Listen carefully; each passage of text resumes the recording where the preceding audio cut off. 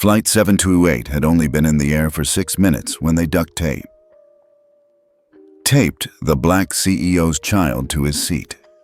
What they didn't know was that in the next 5, he would shut down boarding systems in 14 international airports. Now rewind. Let's start with the sound that broke everything. Rip. The sound sliced through the cabin like a box cutter. JADEN Bellamy's hands, once animatedly mimicking planes mid-air, snapped still as the thick strip of duct tape tightened across his forearms, pinning him to the armrests of seat 1A.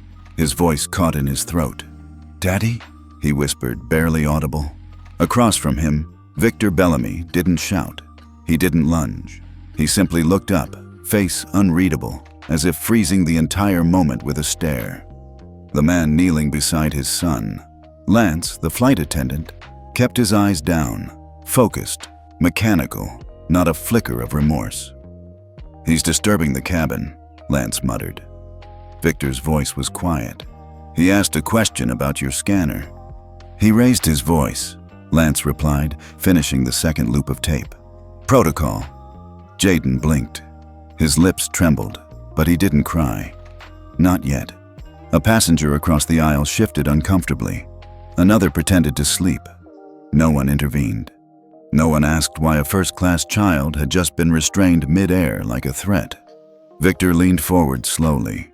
He reached across the armrest and placed a calm, grounding hand on his son's. "I'm here," he whispered. "You didn't do anything wrong." Then he sat back, expression neutral, gaze forward. No anger, just something colder. From the silver band on his wrist, he tapped twice. Back in Palo Alto, deep inside CortexGate's command terminal, a silent protocol came to life. Seagate Omega. Execute. 5 minutes later, across 14 international airports, boarding systems powered by CortexGate AI began to fail, one by one. Flights halted. First-class lanes jammed. A silent war had just started in the clouds. And Victor Bellamy? He didn't blink. "If this shook you already, tell us where you're watching from, because what's coming will freeze more than just flights." The turbulence outside was nothing compared to the quiet shaking inside the systems. Exactly 5 minutes after Victor tapped his wrist, a technician in the operations center at Heathrow frowned at her screen. "Is the boarding AI down?" she muttered. Seconds later, JFK's biometric terminal froze mid-scan. In Dubai, Frankfurt, Tokyo, CortexGate's facial recognition interface blinked once, then went dark. At first, the staff thought it was an update, a reboot, but then it hit the control tower in Madrid. Then Sao Paulo. 14 international airports, all using CortexGate's boarding protocol, lost access to first-class biometric data simultaneously. Back in the air, on Flight 728, Lance the flight attendant was smiling politely now, serving wine to another passenger as if nothing had happened. JADEN hadn't moved. The tape was still tight across his arms. His tablet had fallen to the floor. Screen cracked down the middle. Victor looked down at his son's hands. Small. Still. Then his gaze drifted toward the window, watching clouds roll beneath the wings. He didn't speak. He calculated. Inside Victor's mind, numbers were already forming. $1.2 billion. The total contract value of CortexGate's API access across those 14 airports. The moment he triggered the Seagate Omega command, all linked systems went into read-only lockdown, which meant airlines couldn't board high-value passengers, couldn't verify credentials, couldn't explain why, and the real problem, they wouldn't know who locked them out until it was far too late. Victor's phone buzzed in his pocket. A secure message from CortexGate. Omega executed. Red status confirmed. Black flag protocol armed. His jaw barely moved. Only his eyes narrowed slightly. He hadn't just frozen systems. He'd armed the trap. "Daddy," JADEN whispered. "Why did he tape me?" Victor exhaled slowly, resting a hand gently on his son's shoulder. "Because some people think silence is the same as obedience," he said. Jaden blinked. So, do we stay quiet? Victor looked at him, finally smiling, but not from joy, from clarity. Not this time. You're only seeing the surface. Beneath it, the system just lost control. By the time Flight 728 touched down in Los Angeles, the media storm was already spinning. Victor hadn't said a word to reporters. But that didn't stop the headlines. Child disrupts flight, forcing emergency crew response. Unruly behavior in first class. Safety measures questioned. They used words like incident, protocol, and disruption, but never once said what really happened. They didn't mention the duct tape. They didn't mention Jaden was 8 years old. They definitely didn't mention his father was Victor Bellamy, the man behind the very system their airlines depended on. Victor watched the news loop silently on the flat screen in his private car. Jaden was asleep beside him, finally unbound, but his wrists still showed the faint red marks. Victor's lawyer, Aisha Grant, sat across from him, flipping through a folder. "They're shaping the narrative fast," she said, "and they're using language that paints Jaden as a threat." Victor didn't respond. His fingers were already gliding across his phone, unlocking the internal log system tied to Flight 728. Camera angles, audio clips, crew activity logs.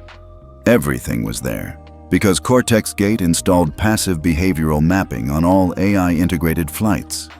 Not for spying, for pattern detection. And what the logs showed was damning. Jaden had been tagged at boarding with a containment flag before he'd said a single word. The system had predicted he might escalate, based solely on a flawed risk model. "Behavioral flagging?" Aisha said, reading over his shoulder. "They're still using that garbage?" Victor's jaw tightened. Not for long. Back at the CortexGate command center in Palo Alto, engineers were already reverse tracing the flag path. It led to a subroutine that hadn't been cleared in over 2 years. A legacy script nicknamed Echo Control. Still active, still biased, still marking young black children as noise before they ever made a sound. Victor leaned back, watching Jaden sleep. Victor leaned back, watching Jaden sleep. Innocent, tired, unaware of how close the world had come to swallowing him in silence. Victor's voice was low, almost to himself. They tried to erase what happened before it even began. Victor Bellamy wasn't just a CEO. He was the silent architect of the system thousands of flights used every single day. CortexGate wasn't just his company. It was his design, down to the logic tree beneath every boarding gate and crew flag. And now, it had turned on his son. In a private suite at the Bellamy compound in Palo Alto, Victor stood before a massive wall of screens. Lines of code blinked behind maps of airport networks. He wasn't angry, not in the way people expected. He was calculating. Across from him, his lead systems engineer, Mara Lynn, swallowed hard. "Victor, the subroutine that flagged Jaden, it's not even in active ops anymore. It was buried." Victor nodded. "Legacy code. Left behind from our joint testing with AeroCorps 3 years ago. That's when FAA insisted on threat ranking models for high-risk passengers." He didn't answer, because he remembered. Back then, he'd warned them that input data based on race, age, and volume of voice was dangerous. That combining biometric scans with behavior prediction would backfire. They'd ignored him, and now his son had paid the price. Mara added, "The tape? There's a line item for it, hidden under cabin disturbance tools. It's not even illegal." Victor stared at that line on the screen, then turned toward his private console. He typed one command: CortexGate, override, admin lockout, system review, global. "Send it to every airport currently under contract," he said. "Effective immediately." Mara blinked. "That's over 70 hubs." "Good," he said. Back in LA, reporters waited outside the Bellamy estate. They expected a press conference, a lawyer, a carefully worded statement. Instead, they got silence, and then an alert. CortexGate was temporarily disabling all passenger flagging systems across its global network. Victor closed his laptop, and for the first time in days, he sat beside JADEN on the floor. No screens, no firewalls, just a father and son breathing. The first airline to panic was East Wave. Their morning flights out of London, Singapore, and Miami were delayed without warning. Boarding systems locked. Gate scanners refused all inputs. Even manual overrides failed. Passengers fumed. Crews scrambled. But nothing worked. The CortexGate system had entered black flag mode. At the heart of the chaos, a simple dashboard message blinked. Passenger ethics protocol not met. System halted by owner authority. What none of them realized, at least not yet, was that Victor Bellamy wasn't just halting boarding. He was triggering a silent audit of their entire operational behavior. In Chicago, executives at SkyTide Airways stared at the red lights cascading across their fleet monitor. "Why are only our premium lanes shut down?" one VP barked. "Because," the compliance director said slowly, "we just failed our passenger equity review. We've been flagged." Meanwhile, Victor sat in a quiet room, watching the dashboard data stream in real time. JADEN sat beside him, coloring in silence. "Daddy?" he asked. "What's a flag?" Victor paused, then answered without looking away. "It's a tag people use when they think someone is a problem, before they even do anything." JADEN thought about that.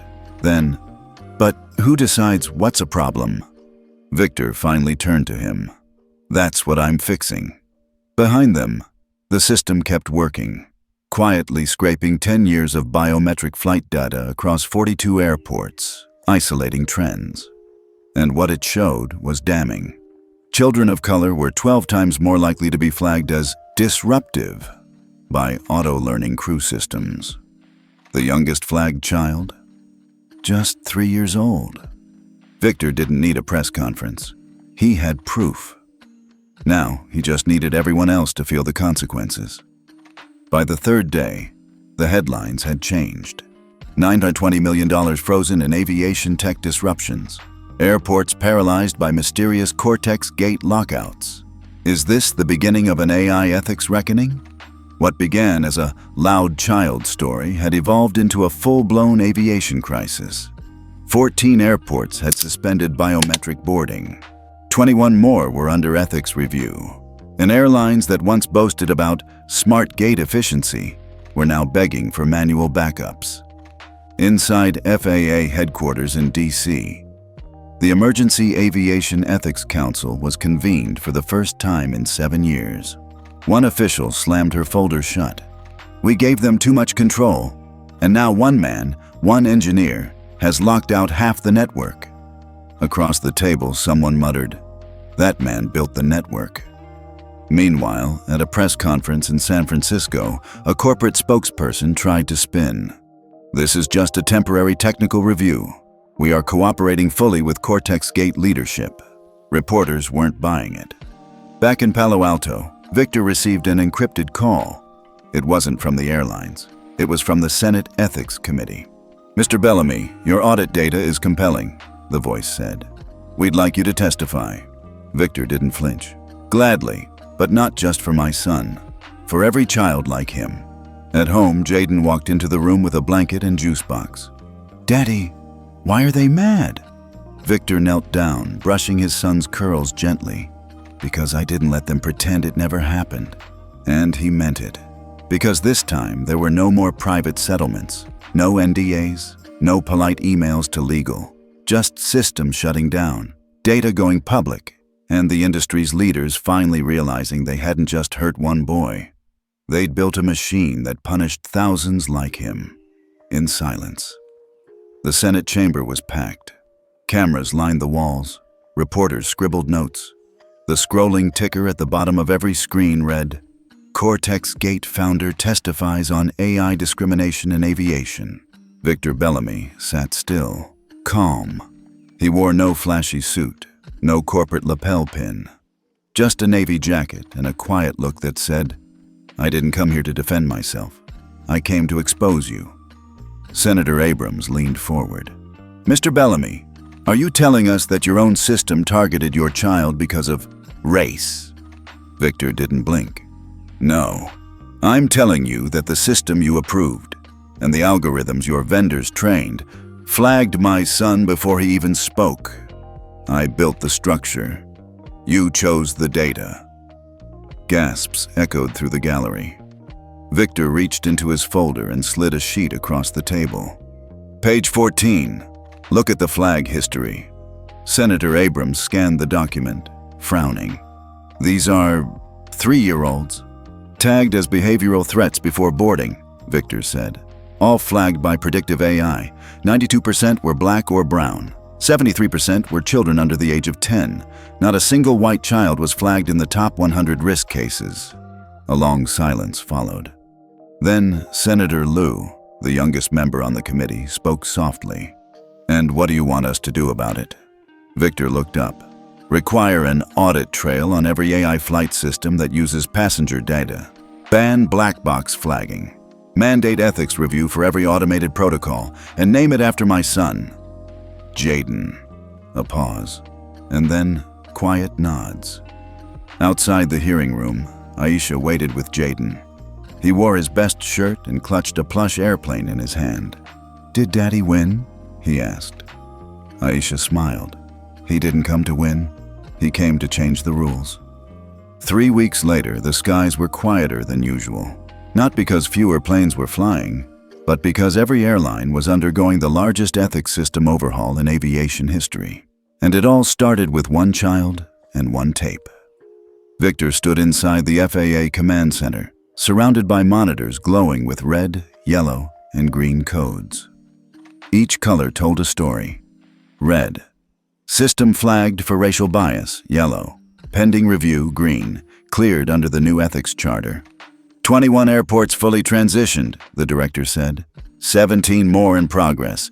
Every airline CEO signed the compliance packet. Victor nodded. "What about the legacy vendors?" The director sighed. "Half pulled out. They refused to meet the transparency requirements."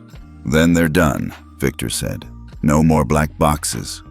Across the country, flight attendants now carried new devices, not just to report passenger behavior, but to record crew tone, bias indicators, and body language. At boarding gates, systems no longer auto-flagged children for high energy. Every decision now required human confirmation and a written explanation. And passengers? They were notified of any internal notes written about them, with a right to dispute them before boarding. One clause changed everything. The Passenger Fairness Clause, a 4-line policy now printed on every boarding pass. It read, "Every passenger has the right to dignity. Every child has the right to noise. Every crew has the right to support. No system has the right to judge alone." In a quiet moment, Victor visited JADEN's school. He sat in the back during recess, watching his son chase a paper plane through the air. JADEN didn't know what had changed, but Victor did, because the industry no longer belonged to automation. It now belonged to accountability. It didn't feel like a celebration. There were no balloons, no headlines screaming victory, just a quiet update pushed through the Federal Aviation System core at 2:16 p.m. That was it. No speech, no applause. But in that single line, the rules changed nationwide. Victor Bellamy didn't announce it. He didn't need to, because behind closed doors in D.C., the Flight Ethics Charter, drafted from his data and testimony, had just passed unanimously. Airlines were now required to adopt the JADEN protocol if they wanted to retain federal aviation certification. It wasn't optional. It wasn't negotiable. Every passenger screening system now had a built-in safeguard for children under 12. Every cabin crew system now included mandatory bias training and behavioral override fail-safes. And perhaps most quietly powerful of all, Every incident of in-flight restraint or flagging now required post-flight audit by a third-party civilian ethics board. The days of crew discretion were over. In Palo Alto, Victor stood at the observation deck overlooking the CortexGate data hall. Below, engineers were pushing the final compliance patches into Skybridge, FlightFlow, and 13 other partner networks. Mara, his lead engineer, walked up beside him. "It's done," she said softly. Victor nodded. "Not done, just better." She smiled. "We named the script JADEN Flag in the core library.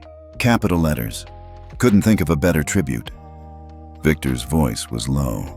"He won't even know what that means until he's older." "Doesn't matter," she said. "The system knows." Elsewhere across the country, something subtle began happening. Parents received alerts when their children were flagged. Kids were greeted with warmth instead of suspicion when boarding. And passengers began asking questions, real ones, when they saw someone treated unfairly. At JADEN's school, Victor watched him give a class presentation titled, "What if computers could be fair?" The teacher clapped. His friends smiled. JADEN grinned. He didn't know the world had changed because of him. Victor did. Because every time a child laughs loudly in first class without fear, every time a crew member hesitates before judging a young voice, every time a system pauses to ask, "Is this right?" That's JADEN. Not just the boy, the line of code, the principle, the legacy. He came home duct-taped. He returned as a protocol, not out of revenge, but to make sure the next child never needs to be unwrapped just to be heard. It happened quietly, like most things that matter. No sirens, no protests. Just one subtle change on the flight deck interface used by every U.S. airline. A small icon now appeared whenever a child under 12 was flagged. Under JADEN protection, manual review required. At first, some crew rolled their eyes. "Another policy update," they muttered. But then came the first case. A 6-year-old Latino boy, Mateo, flagged at gate B32 for erratic behavior. Before, that would have triggered auto review and a potential denial. Now, the system paused. A crew member hesitated. She walked over, asked a real question. Turns out, Mateo wasn't misbehaving. He was trying to comfort his autistic sister mid-meltdown. In Spanish. That flight took off, without incident, without harm, because the system blinked. Because someone paused. And that pause? That was the JADEN effect. Back in DC, the FAA published its quarterly ethics compliance audit. The results were shocking. Passenger restraint incidents dropped by 61%, flagged children under 12 reduced by 89%, public complaints tied to crew bias dropped below 2% for the first time in 15 years. The industry had not only adapted, it had evolved. Victor Bellamy received the report at his home office. He didn't smile. He didn't cry. He just forwarded it to Aisha with 2 words. It worked. Meanwhile, a group of former airline whistleblowers, those once ignored, blacklisted, even fired, launched the Flight Fairness Foundation with CortexGate backing. Their mission? Train the next generation of crew to understand that dignity isn't a policy. It's a muscle. You use it or you lose it. On a quiet Tuesday, Victor took JADEN to the airport, not to fly, but to walk the terminal. At gate C-10, a black father gently corrected a gate agent who mispronounced his daughter's name. The agent listened, nodded, and apologized, genuinely. Victor watched. "That wasn't tech," he whispered to JADEN. "That was change." JADEN beamed. "Did we do that?" Victor knelt. "You did." 12 months after the incident, something extraordinary happened. It didn't trend. It didn't make the front page. But in Geneva, at the International Civil Aviation Organization's annual summit, a new clause was voted into Global Aviation Protocol. The name? Passenger Fairness Index, PFI. A quiet standard born out of noise. It wasn't flashy, just a mandatory ethics scoring system applied to all airlines seeking international operation licenses. Every carrier now had to prove. Their passenger flagging system was transparent, auditable, and bias mitigated. Their crew training included quarterly emotional intelligence refreshers. Their child restraint policies were monitored and reviewed by a civilian ethics board. Their AI learning models excluded historic discriminatory data, and the clause wasn't drafted by politicians. It was authored by engineers. Victor Bellamy's engineers. More than half of the international aviation sector adopted it within 90 days. Why? Because the FAA, ICAO, and several intergovernmental aviation bodies had issued a joint statement. Any airline that fails to comply with the Passenger Fairness Index will forfeit flight certifications in participating countries. Overnight, fairness became a global operating condition. Back in the US, the airline that duct-taped JADEN no longer existed, not in its original form. After a federal inquiry and public ethics audit, it merged into a joint entity under new ownership. The new CEO, a former ethics investigator who once helped shut down military black sites. She didn't care for PR. She cared for systems that don't excuse harm. Every gate agent under her now recites one line before every shift. "I don't judge passengers, I serve them." Meanwhile, the CortexGate protocol, once dismissed as experimental, became the core compliance gateway for 42 countries. No boarding system could launch unless it passed the JADEN compliance test. What began as one father's pain became a framework too embedded to ignore. Victor never gave another press conference. He didn't write a book. He didn't tour campuses. Instead, he taught a quiet ethics seminar at Stanford. Class size, 12 students. Subject, invisible power, how systems choose sides. When asked about his experience, he always started with the same words. "My son wasn't the problem, the system was." And one by one, those 12 students entered industries, from aviation to education to fintech, rewriting the rules where assumptions used to live. On the one-year mark, JADEN stood in a small auditorium at his school's diversity showcase. His shirt read, "Loud isn't bad." He read a short poem. "I was loud, you were scared, but now you pause because you care." The room went quiet, then erupted. Victor sat in the back, tears in his eyes, but none fell. He wasn't broken. He was watching justice take root, not in lawsuits or hashtags, but in policies, in code, in the way people now looked at children like his. At Gate C5 of San Francisco International, a black mother stood holding her child's hand. The little boy, maybe 5, was bouncing, laughing, eyes wide at the sight of planes outside the glass. He wasn't quiet, he wasn't still, and no one asked him to be. A nearby flight attendant smiled gently. She leaned over and whispered to the mom, "He reminds me of my nephew. Keep him loud." The mother blinked, almost startled, because a year ago, those same words would have been a warning. Now, they were a welcome upstairs, tucked into a quiet executive lounge. Victor Bellamy watched the scene unfold on a live feedback stream. Not surveillance, but a voluntary camera embedded in the terminal's ethics audit feed. He wasn't checking for failure. He was checking for proof. Proof that everything his son endured wasn't wasted. Across the screen, a soft beep lit up. JADEN code verified. Ethics flag cleared for minor movement. Victor exhaled, closed the laptop. He wasn't here to monitor. He was here to speak. Minutes later, he walked into a private summit with the new heads of 5 major US airlines. On the table, the final draft of the Passenger Rights Integrity Pact, the culmination of over 14 months of coordinated reform. Each airline had already undergone review. Each one had seen incidents drop. Each one had watched public trust rebound. But this last step, this was different. Signing the pact meant embedding the flight ethics protocol into their corporate charters. Not just policy, but identity. Victor stood at the front, no slides, no podium. "I'm not here to convince you," he began.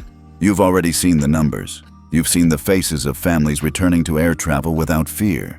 But what you haven't seen is what happens when a 5-year-old grows up knowing the system didn't swallow his story. It rewrote itself around it." He paused. "You've signed compliance forms, audits, safety checks. But this isn't paperwork. This is who you become when no one's watching." The room was still. One by one, the CEOs stood and signed.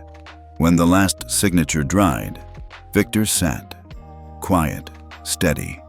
No applause, no champagne, just a small nod. The air had changed. Meanwhile, in a classroom in Oakland, JADEN was drawing with crayons. The assignment? Draw a rule you think the world should follow. JADEN didn't write a sentence. He drew a plane. A little boy sat in first class, smiling, looking out the window. Next to him, a crew member handed him a juice box, not duct tape. On the side of the plane, he wrote just 4 words in bold blue crayon. "Let us stay loud." The teacher leaned over.